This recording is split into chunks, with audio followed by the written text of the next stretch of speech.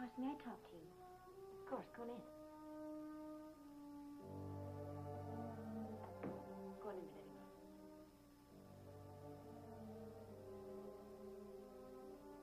Sit down. Mrs. Carson, there's something that I want to tell you. I never understood Allison. I tried to, but... I knew that. I think Allison sensed it, too. She always wanted you to like her. She liked you so much. She admired your looks and your self-confidence. But sometimes there are barriers between people that can't be crossed. We had only one thing in common, and it kept us apart. Well, why dwell on something that's over and done with? You're going to marry Rodney now, and I think you can make it work. You know, if you really love him, there's nothing or no one that can ever come between you. Not even Allison's baby?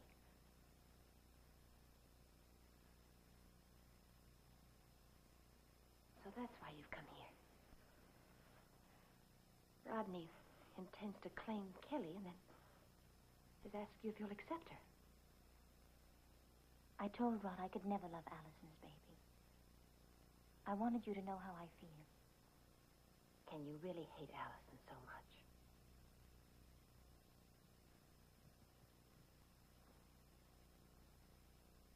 There were times when I hated her.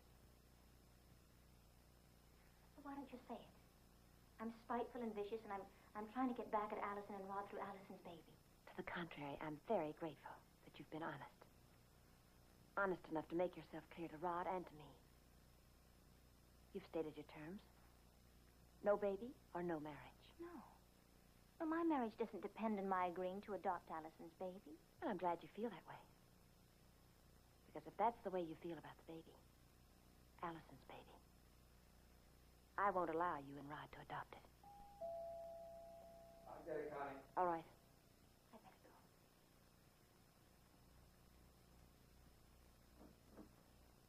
I just thought I'd drop by. The custody hearing is definite tomorrow at 10. Oh, thank you. Come in. Come in, Steve. Hello, Betty. Good night. Good night, Betty. It shouldn't take too long. I don't anticipate any complication. Unless there's some unforeseen problem. Betty, Good night, Stephen.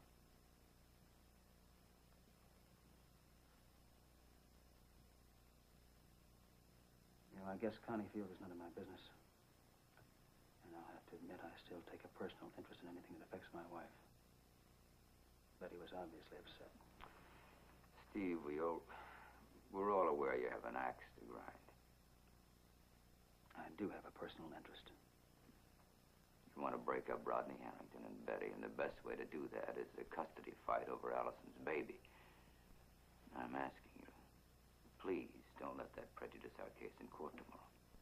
I'm giving you the best legal advice. The best.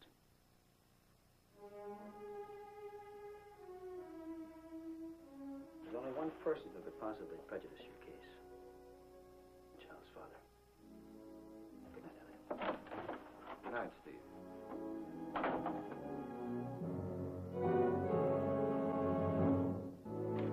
Yeah, I'll get it out as soon as I can.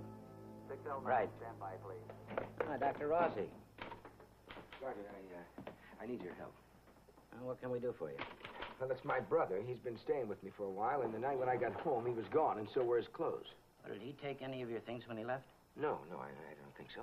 Well, this isn't a matter for the police. What do you mean? 607, did you watch Look, Dr. Rossi, burglaries, hit and run, misdemeanors, we got all we can do to stay even without using our men to settle family disputes. I'm sorry, but that's the way it is. Well, can I file a missing persons report? Is the missing person mentally retarded? No.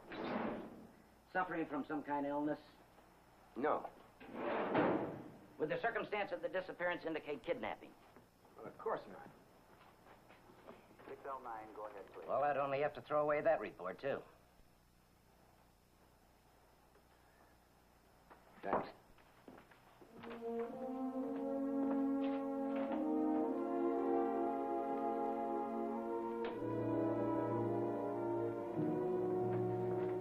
If you take off like that again.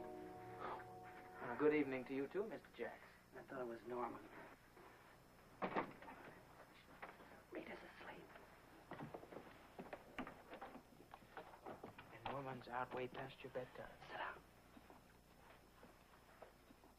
Listen, I've been manning the lifeboats around here ever since he flew out that door. Now I need some help. Well, Rita's all right, isn't she? What do you know about Joe Chernak? I never heard of him. Well, come on, Gib. You must know something. Tell Rita I said hello. I asked you a question. And I didn't hear you. Good night. Just tell me about him. He's a statistic. He's dead. He's alive. In Rita's mind. You know Rossi's brother, Joe? Stick with one thing, will you? He was here tonight on his way out of town. Norman's driving him to the junction right now. But what does that have to do with... Rita took one look at Joe Rossi and saw Joe Chernak. Well, they don't look anything alike. Well, it's the way the kid acted, the way he looked at her, the way he talked to her. She said it was like having the other Joe come back. I didn't know what to do or what to say. Forget it. Forget it. That's the only thing you can do. I couldn't make her forget it. And I couldn't make her talk about it either. Well, if Joe Rossi's gone, there'll be nothing around here to remind her. She was scared. I mean scared of a dead man. I finally got her to bed, but every once in a while I hear her moaning here. Like she's still thinking about him. And me? I don't know how to handle it. Well, don't handle it. Don't go near it. Ada said Chernak was a bum and that he went with Rita. And then she married Norman, and they lived happily ever after. If you just give them the chance, Eddie. Well, if I'm going to help her, I got to know what she's afraid of. You know, that means I got to ask questions. Well, don't ask Rod. I got to know, Angel. You won't tell me. So, he's it. They got in a fight. Joe died. Go back to bed, Rita. It was an accident. That's what they say. He deserved to die. Nobody deserves to die. He did. Forget him, Rita. Grab Norman as hard and as tight as you can and forget Joe Chernak. He's not worth remembering. Tell me how to forget him, Rod.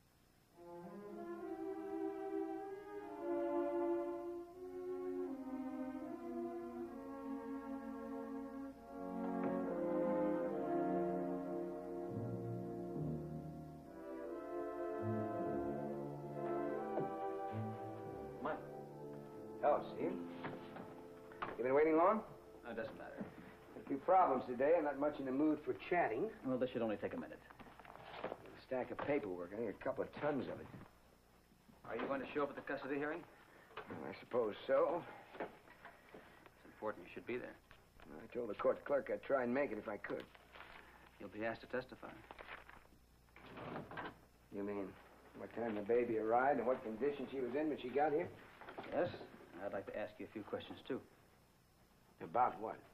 Well, your feelings about the child, and where she should go. Well, that's kind of an opinion, isn't it? I mean, what good is that? The opinion of a doctor? Oh, Mike. As chief of staff at the hospital, I'd say your opinion is a rather critical one. One that a judge would want to hear. I bet. Mike, look at me. Now, we've known each other too long for me to want to hide anything from you. I am representing Joe Smith in this. I am concerned about the baby's welfare, too. Yeah, but still you wouldn't cry if something went wrong tomorrow, would you? I mean, something that would stop Betty and Rod from playing house.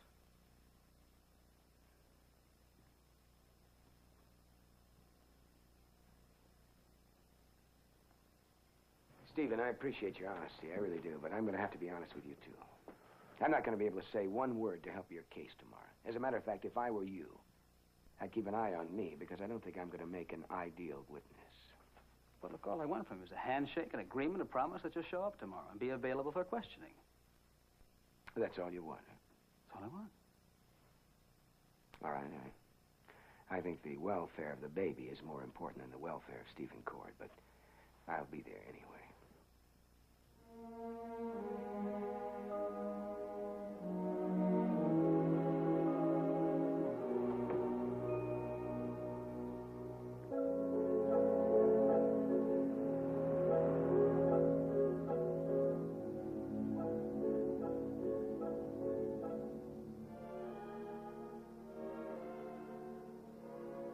Why don't you put your speech away and come down off your soapbox?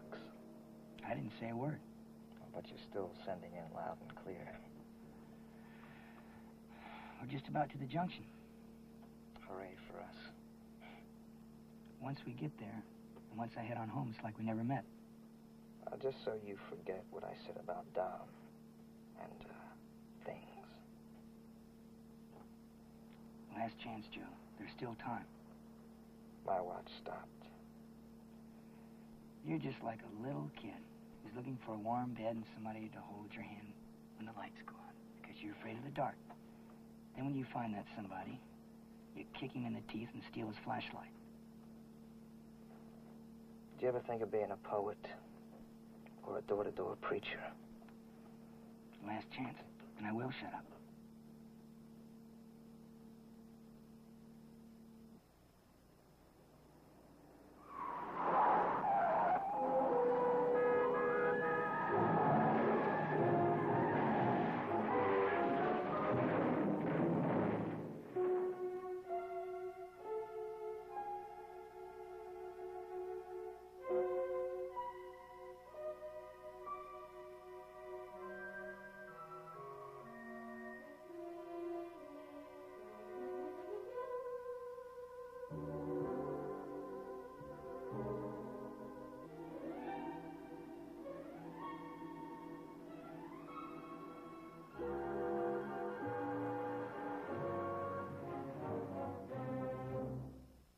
Preview from the continuing story of Peyton Place.